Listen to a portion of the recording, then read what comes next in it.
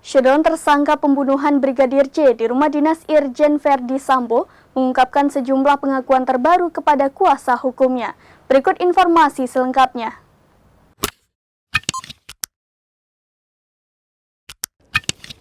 Showdown tersangka pembunuhan Brigadir J di rumah dinas Irjen Verdi Sambo, Baradae mengungkapkan sejumlah pengakuan terbaru kepada kuasa hukumnya.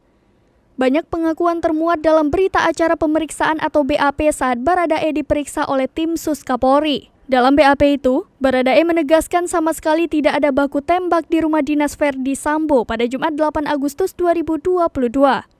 Menurutnya, proyektil yang ada di rumah Irjen Verdi Sambo diduga hanyalah rekayasa untuk membuat alibi, seakan terjadi adu tembak antara Brigadir J dan Baradae.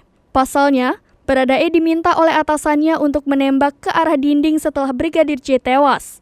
Burhanuddin memaparkan bahwa Baradae menembak ke arah dinding rumah Irjen Verdi Sambo dengan senjata Glock 17.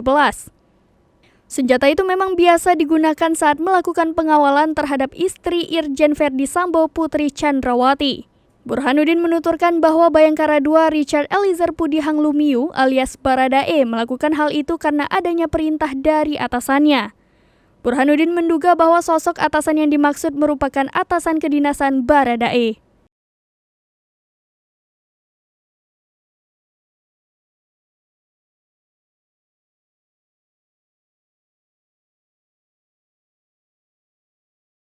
Demikian informasi terkini, Syederon saksikan terus berita lainnya di kanal YouTube Serambi On TV, website dan Facebook serambinews.com.